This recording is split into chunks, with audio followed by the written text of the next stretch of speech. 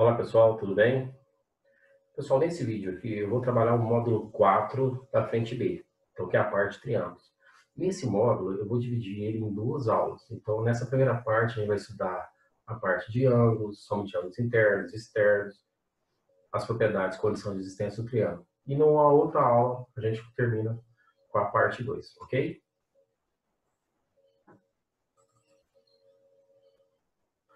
Definição de triângulo.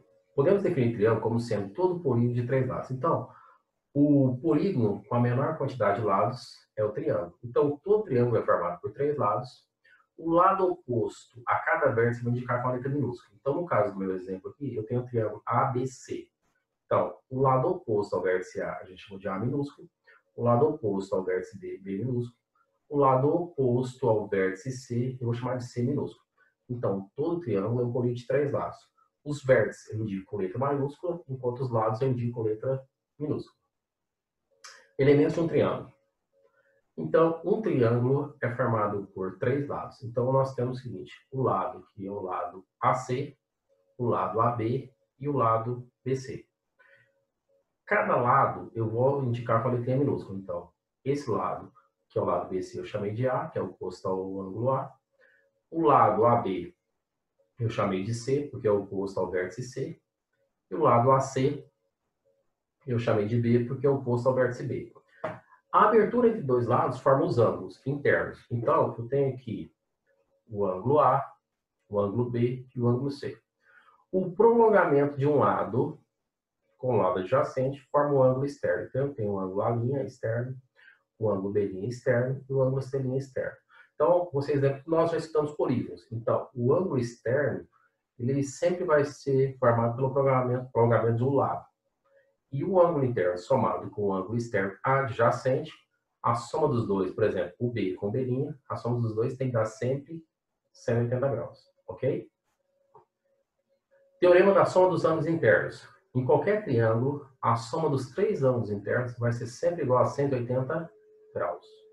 Vocês lembram que na parte de polígonos, todo polígono pode ser decomposto em n menos 2 triângulos. Agora, no caso, cada triângulo, a soma dos ângulos internos é sempre igual a 180 graus. Certo? Agora um exemplo para a gente aplicar isso. O peso da figura está suspenso por duas cordas de mesma medida e presas no teto. Se o ângulo entre as cordas é de 30 graus, então o ângulo beta formado pelas cordas e o teto mede. Então, o próprio desenho aqui já mostra. Eu tenho dois ângulos aqui. Esse ângulo beta e beta, eles são ângulos iguais, e tem um ângulo de 30 graus. Se eu quero definir o valor de beta, eu posso somar os três ângulos internos. A soma dos três ângulos internos de qualquer figura é sempre igual a 180 graus. Então, no caso dessa figura, a gente pode pensar aqui, ó. Eu tenho, então, que um ângulo é beta, mais o segundo ângulo é beta, mais o terceiro ângulo, que é de 30 graus. A soma dos três tem que resultar em 180 graus, ok? Com isso, beta mais beta dá 2 beta. Isso tem que ser igual a 180 graus menos 30. Com isso, eu tenho que 2 beta é igual a 150. Agora é só pegar o 2 e passar dividindo. Então, beta é igual a 150 graus dividido por 2. Então, nosso beta vale 75 graus. Então, lembrando, então, a soma dos ângulos internos de qualquer triângulo vai dar sempre 180. Então, voltando aqui, nós temos, então, tá aí a resolução. Beta mais 30 igual a 180. No final, beta igual a 75. Resposta, letra C. Soma dos ângulos externos. Aí, voltando à mesma ideia de polígono. A soma dos ângulos externos de qualquer polígono é sempre igual a 360 graus, independente se é triângulo, se é um quadrilátero, pentágono, decágono, sempre igual. O ângulo externo, então, é formado pelo prolongamento de um lado com um lado adjacente. Então, eu tenho o ângulo externo 1, o ângulo externo 2, ângulo externo 3. A soma desses três ângulos, então, vai resultar sempre em 360 graus. E, de novo, eu estou recordando aqui. A soma do ângulo interno com a soma do ângulo externo adjacente, a soma dos dois tem que ser sempre igual a 180 graus, ok? Teorema do ângulo externo. Agora aqui é muito importante entender isso. O teorema do ângulo externo diz que em qualquer triângulo, a medida de um ângulo externo é sempre igual à soma de dois ângulos internos não adjacentes. Então vamos por partes. Pegando o ângulo alfa é o ângulo externo ao ângulo C. Então, de acordo com o teorema, esse ângulo alfa ele tem que ser igual à soma de dois internos, ou seja, do ângulo A mais do ângulo B. Então, o ângulo externo alfa é igual à soma de dois internos não adjacentes, A e B. O ângulo beta ele já é adjacente ao vértice A, ao ângulo A. Então, o ângulo beta é a soma do B com o C. E, para finalizar, o ângulo θ externo ele é a soma de quem? Do ângulo A mais do ângulo C. Certo? Por exemplo, determine a medida de cada ângulo externo. Então, olha aqui. De acordo com a figura, eu tenho esse ângulo alfa. Ele é externo ao ângulo A. Então, esse alfa ele deveria ser quem? O 40 mais o 60. Então, ele é 100 graus. O ângulo beta, ele é adjacente ao B, então ele é a soma dos outros dois ângulos internos não adjacentes. Então, ele tem que ser o 60 mais 80, 140. E o ângulo θ, ele é adjacente ao C, então ele é a soma do ângulo A com o ângulo B. 80 mais 40, 120. Então, gente, em qualquer triângulo vai ser verdadeiro esse teorema. A medida de um ângulo externo, no caso o alfa, é a soma de dois internos não adjacentes. Tá bom? Exemplo. Gabriela está em uma sala e viu o aparelho de ar-condicionado na parede, sob um ângulo de 15 graus. Então, a Gabriela está aqui e observa o aparelho sob um ângulo de 15 graus. Após caminhar 10 passos em direção à parede, na posição B, ela vê o ar-condicionado sob um ângulo de 30 graus. Qual as medidas x e y? Então, o que acontece? Se a gente olhar para essa figura aqui, eu tenho três triângulos. Eu tenho o triângulo ABC. Se a gente chamar esse pontinho aqui de D, eu posso falar que eu tenho BCD. Eu tenho o ACD, que seria o maior. Mas para qualquer triângulo, a soma de dois internos, os três ângulos internos, é sempre igual a 180 graus. Agora, o que seria o ângulo de 30 graus nessa figura aqui, ó, no triângulo ABC? Ele seria o ângulo externo. Então, o ângulo Y seria um ângulo interno, o 30 é o externo a ele. A soma dos dois tem que ser igual a 180 graus, não é isso? Então, vamos ver aqui. Ó, resolvendo. De acordo com a figura, temos o Y mais o 30 somado a 180 graus. Com isso, eu posso falar, então, que o Y é igual a 180 menos 30, Y é igual a 150 graus. Certo? Agora que eu já sei o valor do Y, eu posso voltar no triângulo ABC e somar essas medidas aqui. Então, se eu somar o X, que eu não conheço, mais o Y, mais 15, isso tem que dar 180 graus, que é a soma dos ângulos internos. Não é? Com isso, eu tenho que X mais 150 mais 15 igual a 180.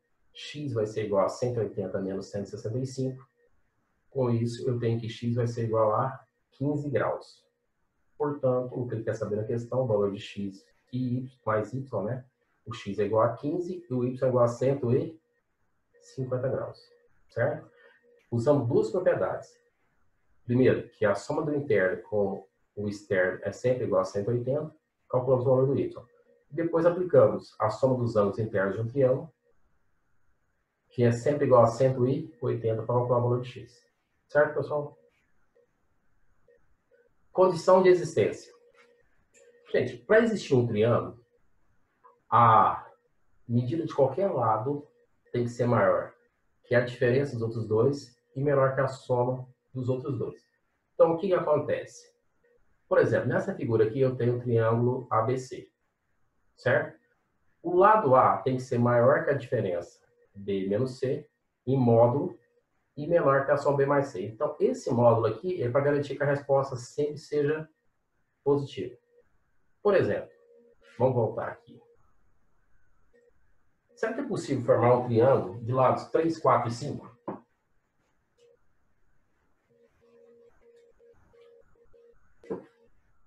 Então, se eu pego aqui, ó, vamos supor que eu tenho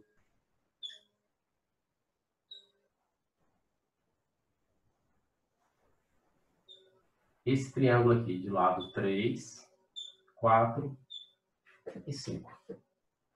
Nesse triângulo de lados 3, 4 e 5, eu posso garantir que 5 é maior que 4 menos 3 e menor que 4 mais 3.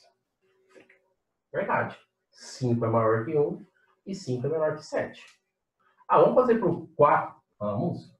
Se eu colocar aqui o 4 tem que ser maior que 5 menos 3 e menor que 5 mais 3. Olha, 4 é maior que 2 e menor que 8. Falta o 3. Se eu colocar o 3 tem que ser maior que 5 menos 4 e menor que 5 mais 4. Então, 3 é maior que 1 e 3 é menor que 9. Detalhe, eu não preciso fazer a verificação para os 3 casos. Se for verdadeiro para um, vai ser verdadeiro para todos. Vamos ver o outro exemplo. Será que é possível formar um triângulo com lados 1, 2 e 3?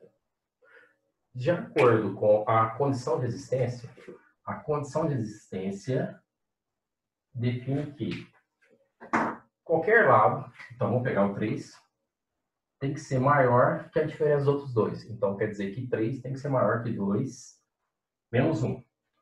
E menor que a soma desses dois lados. Só que então, 3 então, é maior que 1 e 3 é menor que 3. Isso aqui é falso. Isso não existe. Então, significa que eu não tenho um triângulo lados 1, 2 e 3. Certo? Então, a condição de existência garante se existe ou não um triângulo. Então, para qualquer triângulo existir, qualquer lado tem que ser maior que a diferença dos outros dois e menor que a soma. Ok? Tem uma observação aqui.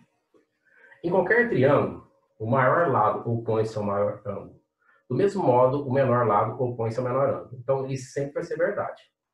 Então, por exemplo, se eu voltar aqui nesse desenho aqui, o maior lado é 5. Então, quer dizer que o maior ângulo é o oposto ao lado que vale 5. Como o menor lado aqui é 3, eu posso afirmar que esse aqui é o menor ângulo. Então, em qualquer triângulo, o maior lado é oposto ao maior ângulo, então o maior lado está oposto ao maior ângulo, e o menor ângulo oposto ao menor lado. Tá bom? Classificação de um triângulo. Quando a gente vai classificar um triângulo, eu posso classificar um triângulo de duas formas distintas. Com relação à medida dos lados ou com relação aos ângulos. Agora, quanto à medida dos lados, a gente pode classificar um triângulo em... Número 1 é um triângulo isósceles. Todo triângulo isósceles é aquele triângulo que tem dois lados congruentes, ou seja, dois lados de mesma medida. Então, nessa figura aqui, eu tenho aqui o lado AB, está sendo igual ao lado AC. Essas marquinhas nos lados, dois tracinhos e dois tracinhos, mostram que as medidas são iguais, tá certo? Então, eu tenho que o lado AB é igual ao lado AC, então isso implica que o triângulo é isósceles. Num triângulo isósceles, disse que os lados de mesma medida, que formam o ângulo A, é chamado de ângulo do vértice. Então é o seguinte, os dois lados de mesma medida é o que a gente vai formar um ângulo e esse ângulo vai ser denominado ângulo do vértice. Já o lado oposto ao ângulo do vértice é o que a gente vai chamar de base. Então, voltando aqui, a gente pode pensar assim.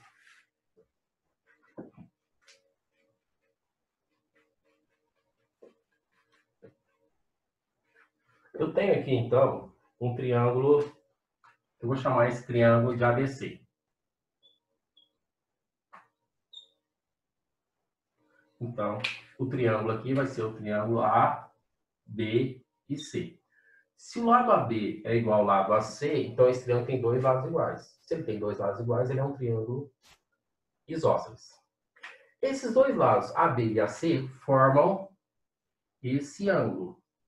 Esse ângulo vai ser denominado ângulo do vértice.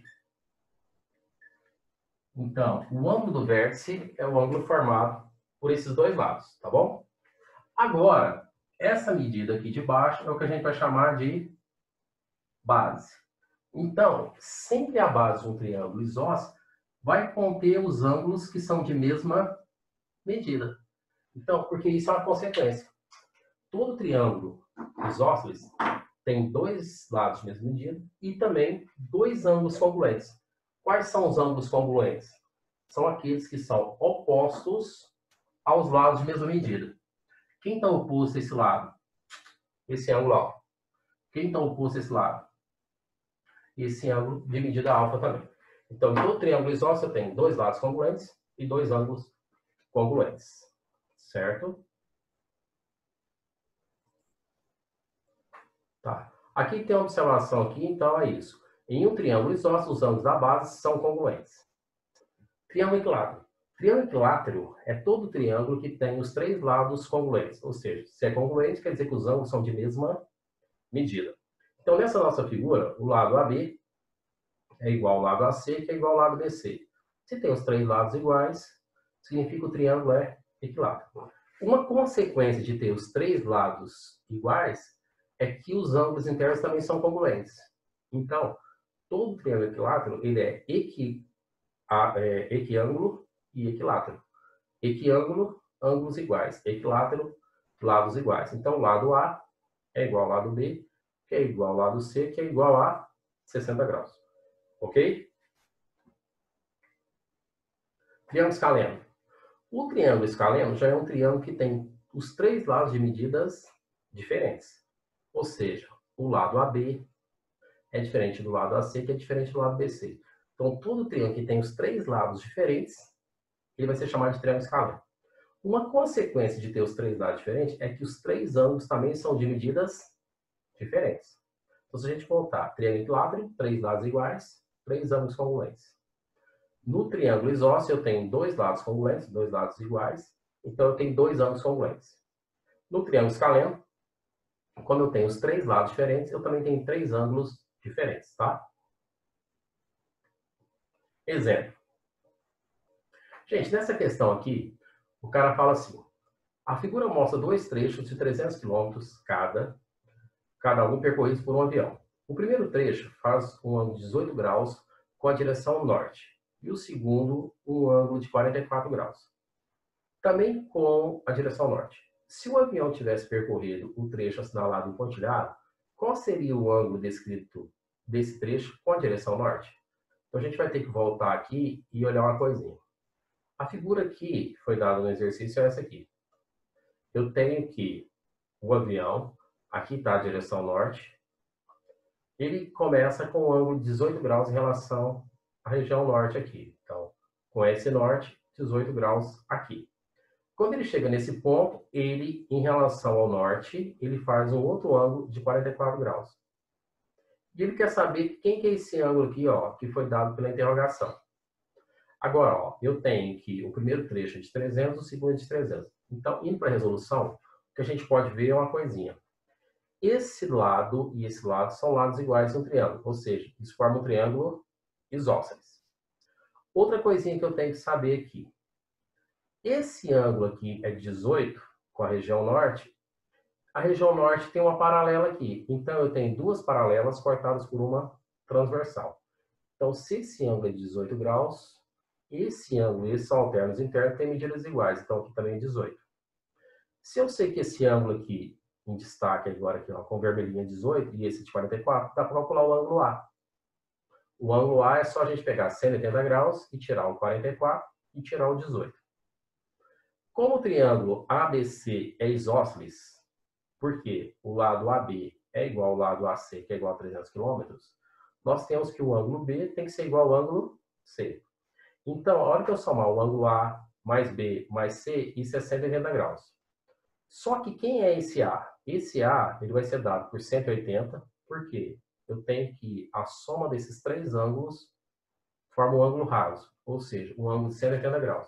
Então, eu tenho que só o ângulo A interno ao triângulo é 180 graus, menos 44, menos 18 daqui.